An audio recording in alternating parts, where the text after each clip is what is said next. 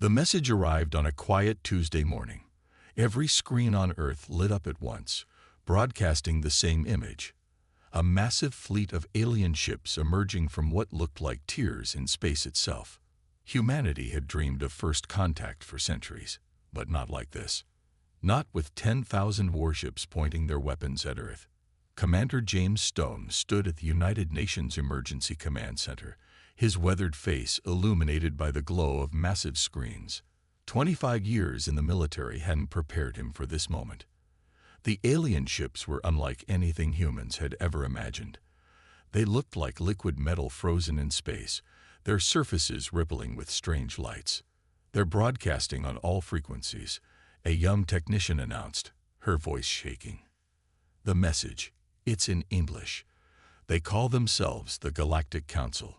The main screen flickered to life, showing a creature that looked almost like living crystal. Its voice resonated through the speakers, each word precise and cold. Humanity, we have observed your species for the past century. We regret to inform you that you have been classified as a level 5 threat to galactic peace. Stone's fists clenched. He had expected many things from first contact, but not this. Not judgment before conversation.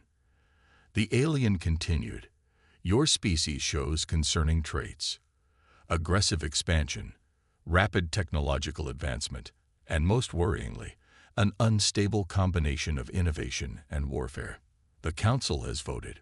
Earth will be placed under quarantine until your species evolves past its violent tendencies. Protests erupted across the command center. Stone remained silent, watching as more ships appeared.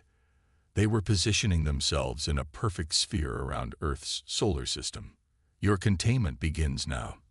Any attempt to breach the quarantine will be met with immediate response. This is not a punishment, but a necessity for galactic stability. The Council has spoken. The next few hours were chaos. World leaders demanded negotiations. Scientists tried to understand the technology behind the alien ships. Military commanders from every nation planned desperate attacks. But Stone knew better. He had studied enough history to recognize a superior force exercising its power. The barrier appeared slowly, a shimmering wall of energy that started at the edge of the solar system and worked its way inward. It was beautiful in a terrifying way, like watching a spider weave a web around its prey. Stone walked to the window, looking up at the night sky. The stars were different now, distorted by the energy barrier forming above. A junior officer approached him, holding a tablet displaying global reactions. Sir, we're getting reports from all over. Panic in major cities. Religious groups claiming it's the end times. But there's something else. The officer paused, unsure. Go on, Stone said, his eyes still fixed on the changing sky. People are angry, sir. Not scared. Angry. Factory workers in Detroit are already trying to reverse engineer alien tech from the broadcast images. A group of students in Mumbai claims they've detected patterns in the barrier's energy signature. Farmers in Brazil are organizing to increase food production, preparing for isolation. Stone finally smiled. This was humanity at its core, facing impossible odds with determination instead of despair. The next day, as the barrier completed its formation, the Galactic Council sent its final message. The quarantine is complete. Your system will be monitored. We hope that in time, you will understand this is for the greater good. But they had made a crucial mistake. They hadn't crushed humanity's spirit. They had given it a focus. In their attempt to cage humanity, they had forgotten a fundamental truth. Humans had always performed best with their backs against the wall. In his private office, Stone wrote the first entry in what would become a historic document. Day 1 of quarantine. They think they've imprisoned us. They don't realize they've just united us. For the first time in human history, we face a common situation that affects every nation, every person. They expect us to devolve into chaos. Instead, we will evolve. They call us aggressive. We'll show them what human aggression really means. They fear our innovation. We'll give them reason to fear. They've locked us in here with our determination, our resources, and most dangerously, our spite. They think this is our prison. We'll turn it into our fortress. Outside his window, the stars continued to shimmer strangely through the barrier, like a challenge waiting to be answered. Humanity had been abandoned by the galaxy, but in that abandonment, they would forge something the Galactic Council never expected: unity with a purpose. The war hadn't started yet, but the first shot had been fired, not with weapons, but with a simple act of judgment. And humanity would make sure the galaxy regretted that judgment. 10 years passed like a slow burn. Earth had changed in ways that would have seemed impossible before the quarantine. The old borders that had divided nations faded as humanity faced its greatest challenge: survival under isolation. Dr. Anna Reed walked through her underground laboratory, deep beneath the Rocky Mountains. The facility stretched for miles, filled with the hum of machines and the quiet determination of Earth's brightest minds. Her team worked tirelessly on Project Dawn, humanity's answer to the alien barrier. "Doctor, you need to see this," called out Mark, her lead assistant. He stood before a massive screen showing energy readings from their latest test. The dark matter reactor. It's stable. Anna couldn't help but smile. 10 years of work was finally showing results. What had started as a desperate attempt to understand the alien barrier had led to humanity's greatest scientific breakthrough. The aliens had meant to stop human progress. Instead, they had focused it like a laser. Above ground, the world had transformed. Cities now stretched underground and underwater, expanding humanity's living space without breaking the quarantine. Massive farms covered the deserts, turned green by advanced hydroponics. But the biggest changes were in space. Commander Stone, now Admiral Stone, stood on the observation deck of Luna Base 1, watching Earth rotate slowly below. His hair had gone completely gray, but his eyes held the same fire they had 10 years ago. The moon's surface was dotted with structures, factories, training facilities, and most importantly, shipyards. "Status report," he ordered, not turning from the window. "The Phantom Fleet is ready, sir," reported Captain Wells. 15 ships, all equipped with the new quantum drives. They're invisible to all known detection methods. Stone nodded. The ships were beautiful in a deadly way. Sleek black vessels designed to slip through space like shadows. They were humanity's first real warships, built in secret using technology that would have seemed like magic a decade ago. And the crew. "All volunteers, sir. The best we have. They've trained for 5 years in the asteroid bases. They're ready." Stone finally turned from the window. The room was filled with holographic displays showing different aspects of Earth's preparation. One screen showed the massive space elevator in Africa. Another displayed the underwater cities in the Pacific. Each achievement was a middle finger raised to the aliens who thought they could cage humanity. Back in her lab, Anna studied the final test results. The dark matter reactor wasn't just stable. It was revolutionary. It could punch holes through space itself, creating corridors through the alien barrier. But more importantly, it could do it without being detected. "Send word to Admiral Stone," she ordered. "Project Dawn is ready." The message traveled through quantum channels, impossible to intercept. Within hours, leaders from the Earth Defense Initiative gathered in the deep bunker beneath Geneva. The old United Nations building had been converted into a museum, a reminder of the day everything changed. Admiral Stone stood before the assembled leaders, his voice firm. 10 years ago, they thought they were locking us in a cage. Instead, they locked themselves out of the greatest military buildup in human history. The holographic display showed their achievements: hidden bases throughout the solar system, a fleet of ships more advanced than anything humanity had dreamed of before the quarantine, weapons that could tear apart space itself. But most importantly, it showed the barrier's weak points, places where Dr. Reed's technology could punch through undetected. "The Galactic Council expects us to be fighting among ourselves," Stone continued. "They expect us to have regressed, turned on each other. Instead, We've evolved. United. Prepared. He touched a control, and the display showed their first target, a monitoring station just outside the barrier. In 1 week, we launch Operation First Light. We'll show them what humanity can do when backed into a corner. The room erupted in determined approval. This wasn't just about revenge. It was about proving humanity's worth, about showing the galaxy that their judgment had been wrong. In her lab, Anna watched the final preparations. The dark matter reactors were being installed in the Phantom fleet. Soon, humanity would remind the galaxy of an important lesson. Never cage something you don't fully understand. The silent decade was ending. The time for action had come. The Defiant hung silent in space, its black hull absorbing every trace of light. Captain Robert Gray stood on the bridge, watching the alien barrier shimmer before them. After 10 years of preparation, everything came down to this moment. Dark matter reactor at full power, reported his engineering officer, ready to create the breach on your command. Gray took a deep breath. 15 ships of the Phantom fleet were positioned around the solar system, ready to make coordinated jumps through the barrier. Each ship carried Earth's best soldiers, scientists, and enough firepower to level a small moon. Begin the breach sequence, Gray ordered. Dr. Reed's technology worked perfectly. A small hole appeared in the barrier, barely visible to the naked eye. The Defiant slipped through like a needle through cloth, leaving no trace of its passage. For the first time in a decade, a human ship entered free space.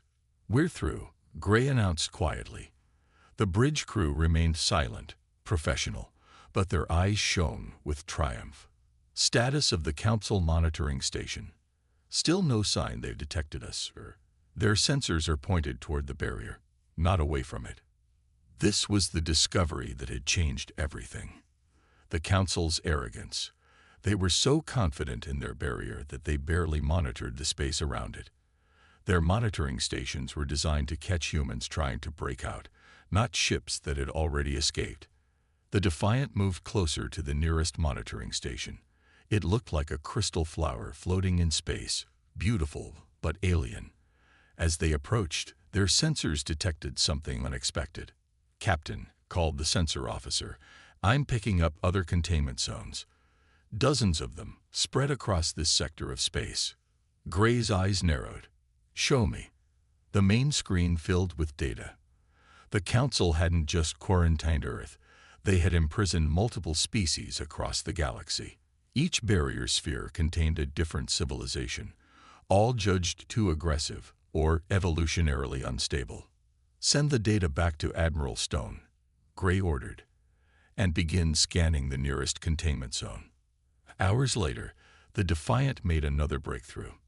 The nearest quarantine zone contained a species called the Runners, trapped like humanity for showing too much potential. Using Dr. Reed's technology, they established first contact. The Runners' response was immediate and enthusiastic. They had been imprisoned for 30 years, and like humans, they had spent their time preparing. Their technology had developed along different lines than humanity's, but it was equally advanced. Over the next week, as the rest of the Phantom fleet slipped through breaches around the solar system, humanity made contact with 5 more imprisoned species.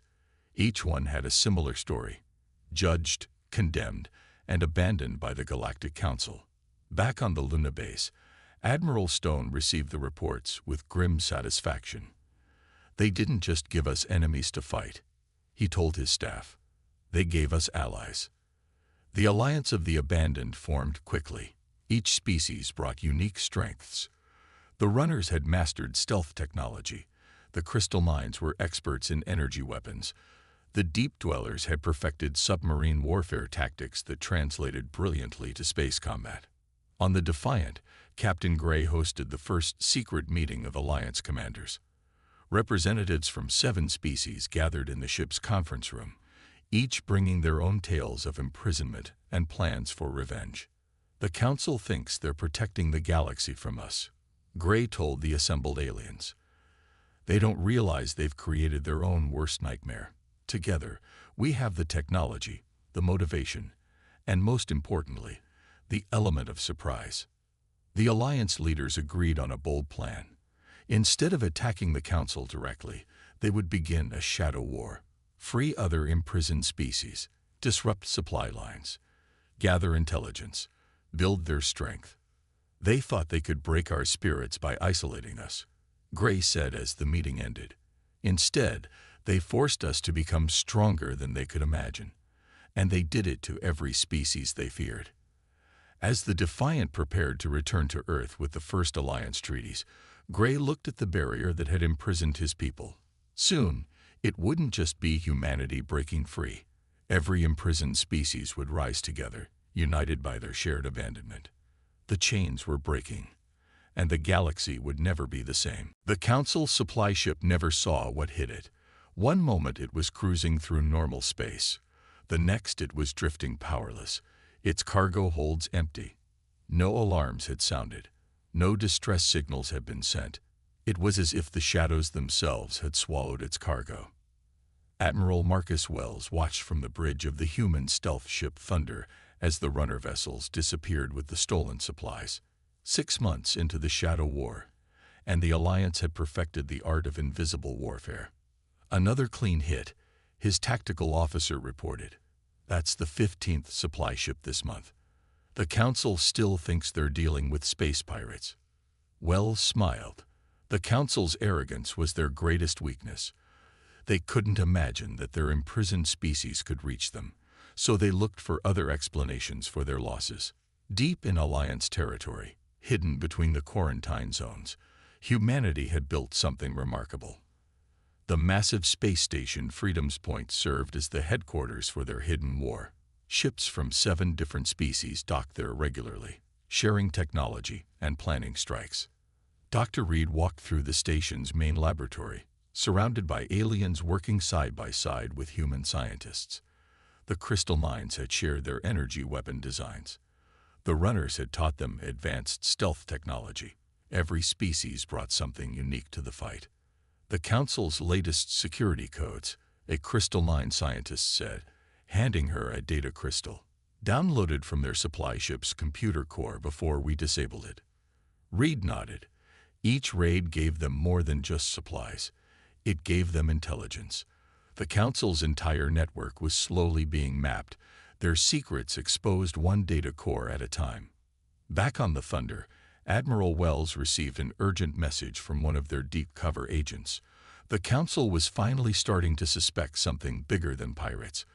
They were sending a major battle fleet to patrol the supply routes. Perfect, Wells said, studying the fleet's projected course. That's exactly what we wanted. The Alliance had been preparing for this.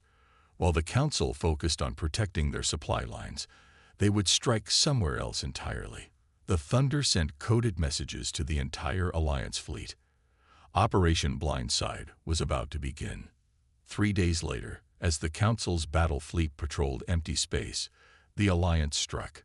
30 ships, human, runner, crystal mind, and deep dweller, appeared simultaneously at different points across Council space. Their targets weren't military bases or supply ships. They were targeting something far more valuable. Data centers. The Council's arrogance had left their information networks vulnerable. They never expected anyone to reach their core worlds, so their security was focused outward, not inward. On Freedom's Point, Dr. Reed worked with alien computers experts to sort through the stolen data. What they found confirmed their suspicions. The Council wasn't just imprisoning species out of fear. They were systematically suppressing any civilization that might one day challenge their power. Look at this, she told the gathered Alliance leaders. Records going back thousands of years. Every time a species shows too much potential, they quarantine them. They'd done it hundreds of times. Captain Gray, now commanding the Alliance's joint fleet, studied the data. They're not protecting galactic peace, he said. They're maintaining their control. And they're not just afraid of our weapons or our aggression. They're afraid of our independence. The Shadow War escalated. Alliance ships began appearing and disappearing across Council space, striking without warning. Supply ships vanished. Communication networks mysteriously failed. Strange weapons unlike anything the Council had seen before damaged their ships without leaving traces. But the most dangerous attacks weren't the ones that destroyed ships or stole supplies. The most dangerous attacks were the ones that freed other imprisoned species. One by one, the quarantine barriers began to fail, each newly freed species joining the Alliance. In the Council's grand meeting chamber, the alien leaders finally admitted they faced a crisis. But they still didn't understand the true scale of their problem. They thought they were facing scattered resistance from a few escaped prisoners. They didn't realize they had created something much more dangerous, a united force of species who had spent years or decades preparing for war, each bringing their own unique technologies and tactics to the fight. The Shadow War was about to become something much bigger. The Council had sown the seeds of their own destruction, and the harvest was approaching. The human battleship Prometheus hung in the darkness of space, its massive hull reflecting no light. It was the biggest ship humanity had ever built, and until now, its very existence had been a closely guarded secret. Admiral Stone stood on its bridge, watching as hundreds of Alliance ships gathered around them. "All ships report ready," his communications officer announced. "The runner stealth screen is active. The Council's barrier control station has no idea we're here." Stone nodded. After months of shadow warfare, the time had come for the first open battle. Their target was the massive station that controlled the quarantine barriers, the same technology that had kept them prisoner for so long. "Send the signal," Stone ordered. "Begin Operation Daybreak." The battle began with silence. Crystal mine ships fired their energy weapons through gaps in space created by human dark matter technology. The barrier control station's outer defenses disappeared without a sound, vaporized by weapons the Council had never seen before. Inside the station, alarms finally began to sound. Council forces rushed to battle stations, but they were already too late. Runner ships appeared inside their defensive lines, their advanced stealth technology making them seem to materialize from nowhere. "Their main fleet is responding," reported the tactical officer. 800 ships incoming." Stone smiled grimly. "Right on schedule. Launch the Prometheus." The massive human battleship moved forward, revealing why it had been worth 10 years of secret construction.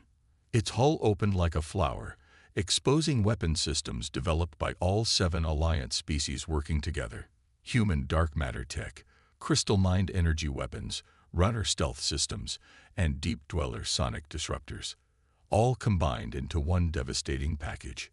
"Council ships entering range," called out the weapons officer. "They're charging weapons. Show them what humanity has learned during our imprisonment," Stone ordered. The Prometheus fired. Beams of pure dark matter cut through space, creating temporary gaps in reality itself. Council ships found their energy shields useless against weapons that bypassed normal space. Crystal mine beams followed through the gaps, striking with perfect accuracy. On the Council command ship, the alien leaders watched in horror as their fleet was torn apart by weapons they didn't understand. Their ship's sensors couldn't lock onto the Alliance vessels. Their shields couldn't stop the strange weapons. Their tactics were useless against an enemy that fought like nothing they'd ever seen. "Status of the barrier control station," Stone asked. "Disabled, sir. Dr. Reed's team is inside. They're uploading the shutdown codes now." Across the galaxy, the quarantine barriers began to flicker and die.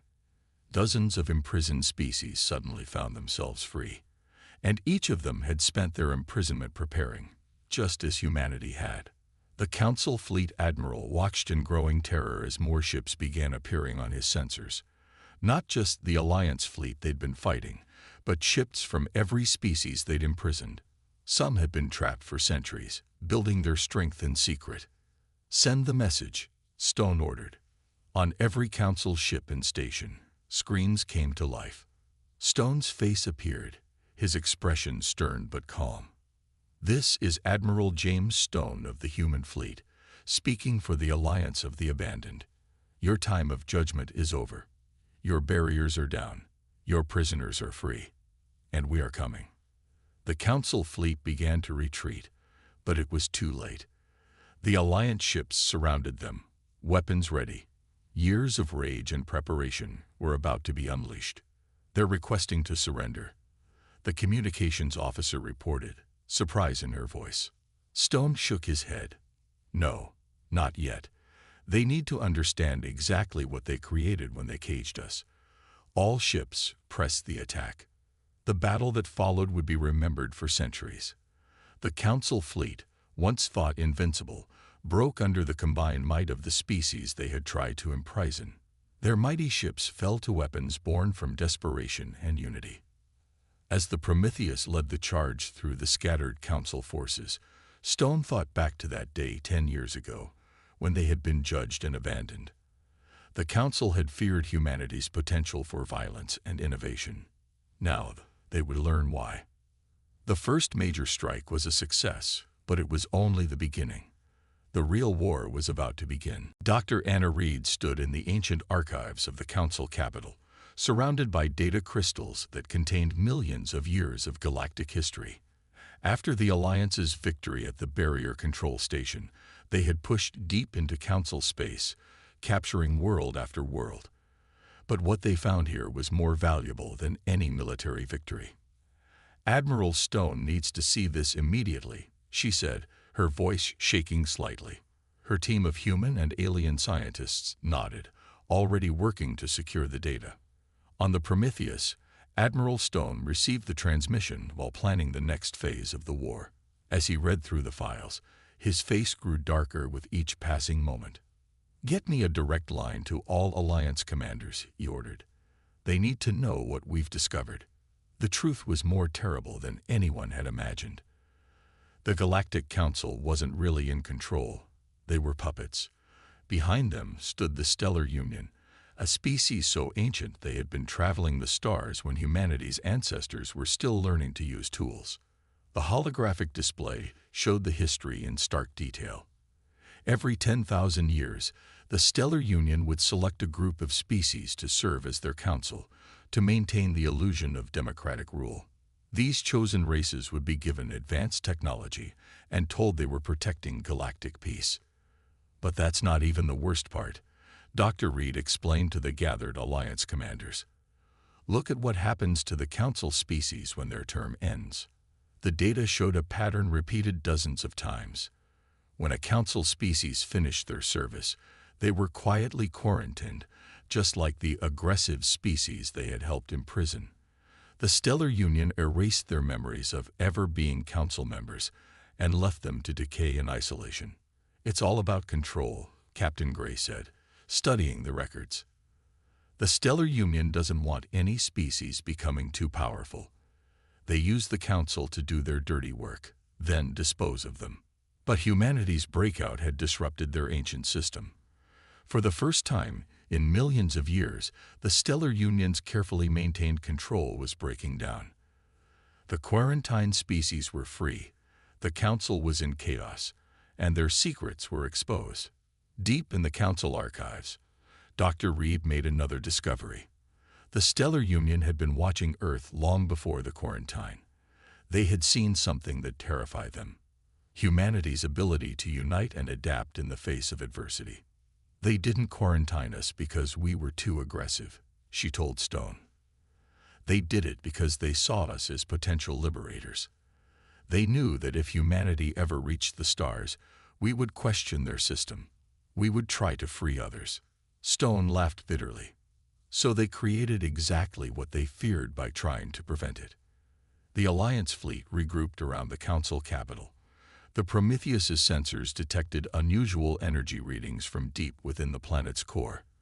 The Stellar Union's main base wasn't in another galaxy or hidden dimension. It was right here, beneath the feet of their Council puppets. "All these years," Stone said to his bridge crew, "we thought we were fighting for our freedom from the Council. But we were really fighting against something much older and more dangerous." The Alliance leaders met on Freedom's Point to plan their next move. The Stellar Union's technology was far beyond even their combined capabilities. But they had something the ancient species didn't expect: the desperate innovation of dozens of imprisoned civilizations, all working together. They feared us alone, Gray told the assembled commanders. Let's show them why they should fear us united. The final battle was approaching. The Alliance fleet, now numbering thousands of ships from over 30 freed species, prepared for their greatest challenge. They weren't just fighting for freedom anymore. They were fighting to break a cycle of oppression that had lasted for millions of years.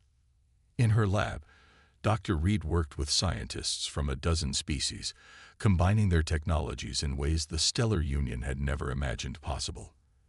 The ancient race thought they had seen every possible combination of tactics and technology. They were about to learn how wrong they were. The Stellar Union's true form was both beautiful and terrifying.